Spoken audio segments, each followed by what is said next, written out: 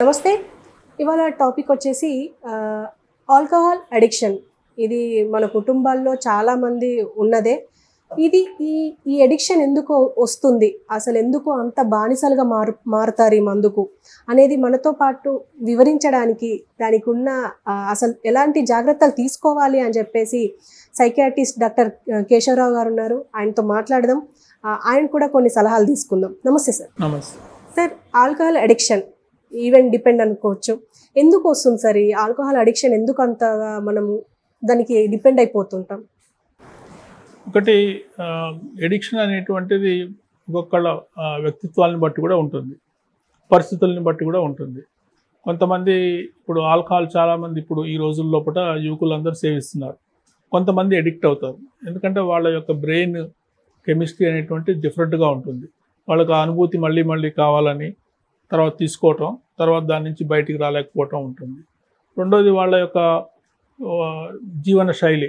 Suppose వాళ్ళు పనిచేసేటువంటి ఆ యొక్క పరిస్థితి, వాళ్ళ కుటుంబ పరిస్థితులు, ఇంట్లో అందరూ తాగే వాళ్ళు ఉన్నారు, సో వాళ్ళు ఏదో బార్లో పనిచేస్తూ ఉంటారు. ఇటువంటి కొన్ని అప్పుడు దానివల్ల కూడా వాళ్ళు ఆల్కహాల్ మీద ప్రాబ్లము ఎక్కువయ్యే ఛాన్స్ ఉంటుంది.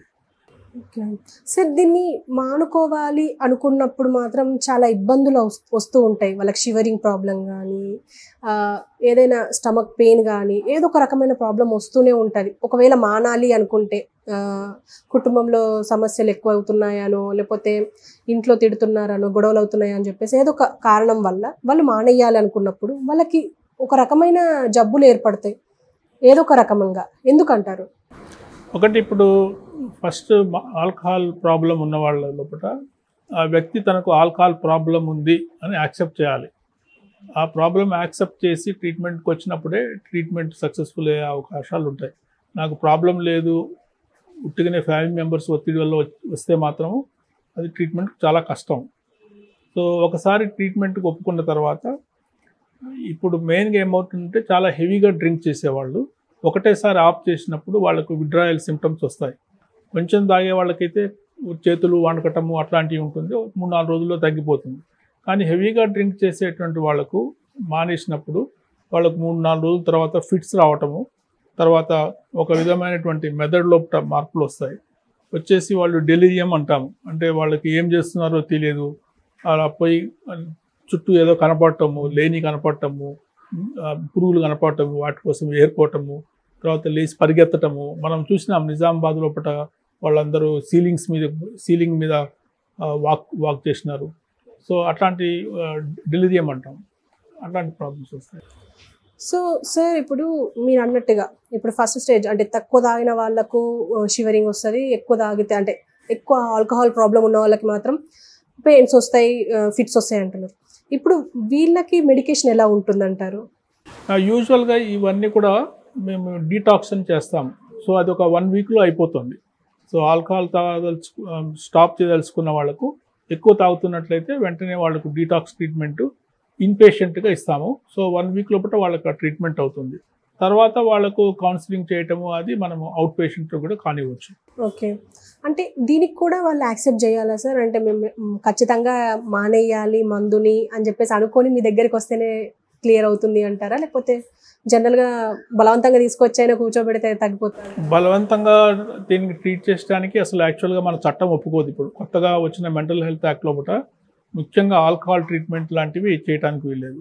అదే మానసిక జబ్బులు ఉండి వాళ్ళు ఇతరులకు ప్రమాదకరంగా కానీ తమకు ప్రమాదకరంగా కానీ ఉంటే అప్పుడు మనం వాళ్ళని ట్రీట్ చేయొచ్చు.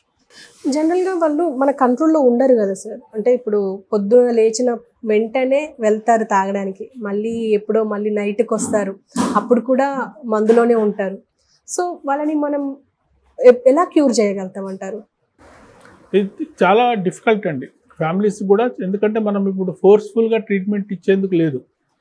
సో మీరు తీసుకొచ్చి ఫోర్స్ఫుల్గా ఏదైతే కొన్ని సెంటర్లలో పెడుతున్నారో అవన్నీ ఇల్లీగల్ సెంటర్స్. సో అవి చట్ట ప్రకారంగా అవి, సో ఫ్యామిలీస్ సఫర్ అవుతున్నారు, కానీ దానికి వేరే మార్గం ఏమి లేదు. ఓకే, అండ్ మీరు ఎలాంటి సలహాలు ఇస్తూ ఉంటారు జనరల్గా వాళ్ళ ఫ్యామిలీస్కి కానీ? యూజువల్గా ఏమంటే, ఈ ఆల్కహాల్ ఉన్న వాళ్ళకు వాళ్ళని వేరే ఇంకొక యాక్టివిటీ మీద ఇంకో విధంగా బిజీగా ఉంచాలి. ఒక్కొక్కసారి వాళ్ళకు యాంగ్జైటీ, డిప్రెషన్ లాంటివి ఉండొచ్చు. అట్లాంటివి ఉంటే వాటిని ట్రీట్ చేస్తాము. కొంతమందికి ఏంటంటే వాళ్ళకి ఎప్పుడు ఏదో ఒకటి చేస్తూ ఉండాలి. ఆ మెంటాలిటీ, ఎడిక్టివ్ పర్సనాలిటీస్, ఒకటి కాకపోతే ఇంకో ఎడిక్షన్కి అవుతారు.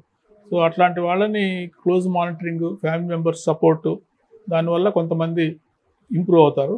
కొంతమంది ఇంకా వాళ్ళు మేము చేంజ్ కాము, మాకు ఇదే కావాలనే వాళ్ళు కూడా ఉంటారు.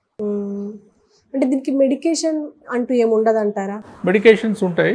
మెడికేషన్స్ ఒకటేమంటే ముఖ్యంగా ఒకటి వాళ్ళు డ్రింక్ తీసుకున్నప్పుడు వాళ్ళకి సివియర్ రియాక్షన్ వస్తుంది. డైసల్ఫరామ్ అని అంటాము. కానీ అది పేషెంట్కి చెప్పి ఇవ్వాల్సి ఉంటుంది. చెప్పకుండా ఇవ్వటం కరెక్ట్ కాదు. ఎందుకంటే వాళ్ళు లైఫ్ సీరియస్ కావచ్చు బయట వాళ్ళు వేసుకొని వాళ్ళు డ్రింక్ తాగితే. రెండవది కొంచెం ఆల్కహాల్ తాగినా కానీ వాళ్ళకి కిక్ రాకుండా ఉండేట్టుగా, అంటే మునుపటంత కిక్ రాకుండా ఉండేవి ఉన్నాయి. తర్వాత ఆల్కహాల్ మీద క్రేవింగ్ తగ్గేట్టుగా కొన్ని మెడిసిన్స్ ఉన్నాయి. అవి 100% పనిచేస్తాయని లేదు. మోటివేషన్ అనేటువంటిది చాలా ముఖ్యం. మానాలు అనేటువంటిది ఆ వ్యక్తిలో లేకపోతే ఇవన్నీ కూడా లాభం లేదు. Okay, anyway sir, thank you very much. నమస్తే. సో చూసారు కదా, ఆల్కహాల్ అడిక్షన్ అనేది చాలా డేంజర్. సో వాళ్ళకి తెలుసో తెలియకో మొదలు పెడతారు, కానీ దాన్ని వదలలేకపోతుంటారు. దీన్ని సైకియాట్రిస్ట్ దగ్గరికి వెళ్ళి ఆయన సలహాలు తీసుకొని మానేయడానికి ప్రయత్నాలు చేస్తే ఖచ్చితంగా వాళ్ళ జీవితాన్ని సుగమం చేసుకున్నట్టు ఉంటుంది. సో ఇది ఆల్కహాల్ అడిక్షన్ గురించి. సో నెక్స్ట్ వేరే టాపిక్తో వస్తాను. నమస్తే.